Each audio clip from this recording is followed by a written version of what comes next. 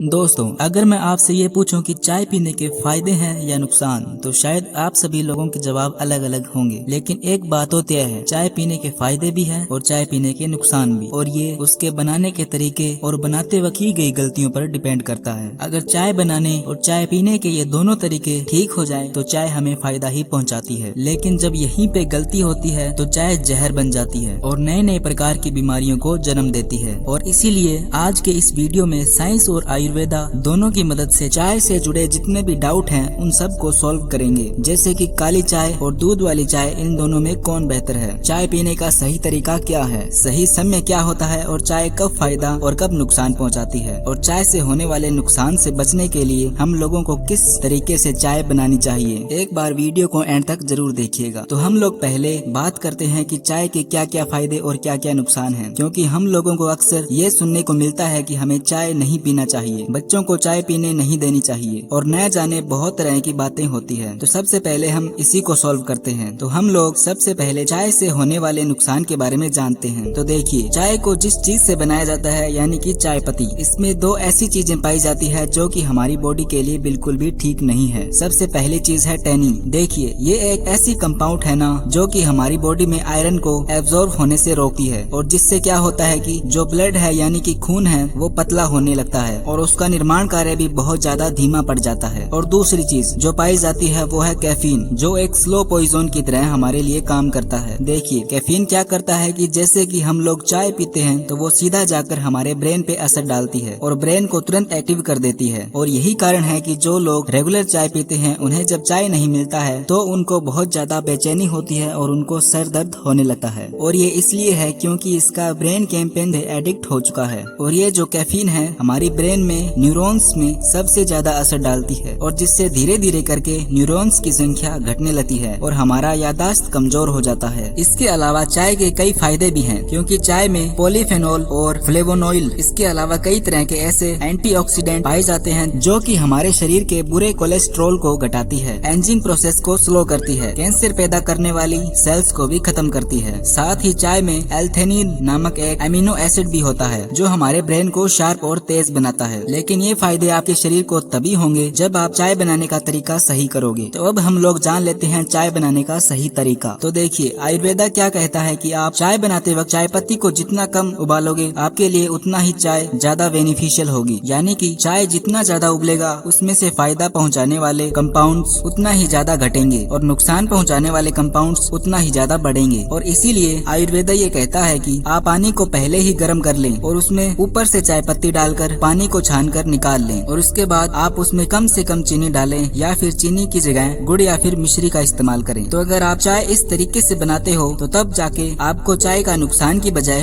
फायदा होगा। तो अब हम लोग ये बात करते हैं कि चाय हमें कब पीनी चाहिए और कब नहीं पीनी चाहिए, क्योंकि अधिकांश लोग यहीं पे गलती करते हैं। तो सबसे पहले हम जानते हैं कि हमें चाय कब नहीं पीनी चाहिए। तो देखिए, चाय हमें उस वक्त नहीं पीनी चाहिए जिस वक्त इंडिया में सबसे ज्यादा पिया जाता है, यानी कि सुबह खाली पेट और रात को सोने से पहले। आज हमारे भारत में दिन की शुरुआत ही चाय से होती है, लेकिन ये बहुत गलत तरीका है, क्योंकि सुबह आप अपने पेट में जो भी कुछ भी डालोगे वो आपका बॉडी बहुत तेजी से एब्जॉर्ब करेगा। लेकिन सुबह सुबह जब लोग चाय पीते हैं तो ये क्या करते हैं कि हमारी बॉडी में जाकर जितने भी गुड बैक्टीरियाज होते हैं उन सबको खत्म कर देती है। वो हमारा जो पाचक रस से यानी कि हमारा जो लार है उसे भी पतला कर देती है, और जिससे जब हम लोग भोजन करते हैं तो भोजन ठीक तरीके से टूट नहीं पाता है, वो पचने के बजाय सड़ने लगता है। और जब आपका भोजन सड़ता है तो यहीं से शुरुआत होती है बीमारियों की। 80% बीमारियां हमारे पेट से ही शुरू होती है, और ये तब होती है जब हमारा भोजन पचने के बजाय सड़ने लगता है। और रात को हमें सोने से पहले चाय इसलिए नहीं पीनी चाहिए क्योंकि चाय में कैफीन होता है, और कैफीन क्या करता है कि हमें नींद नहीं आने देता, और जिससे गहरी नींद नहीं आती और हमारा बॉडी ठीक तरीके से अपने आप को रिकवर नहीं कर पाता, और इसीलिए सुबह सुबह आपको लेजी फील होता है। तो अब हम लोग ये बात कर लेते हैं कि चाय हमें कब पीनी चाहिए। तो देखिए, चाय आप पूरे दिन में कभी भी पी सकते हो, लेकिन ध्यान रहे केवल आपको रात के वक्त चाय नहीं पीनी, और सुबह उठकर आपको खाली पेट चाय नहीं पीनी। कुछ खाने के बाद आप चाय पी सकते हो, खाली पेट कभी भी आपको चाय नहीं पीनी चाहिए। तो अब हम लोग बात कर लेते हैं कि दूध वाली चाय या फिर काली चाय, इन दोनों में से कौन सी चाय बेहतर है। तो देखिए, अभी मैं आपको कुछ देर पहले चाय से होने वाली जितने भी फायदे थे वो सारे बताए। ये सारे काली चाय के फायदे थे, क्योंकि लाल चाय में आप दूध मिलाते हो तो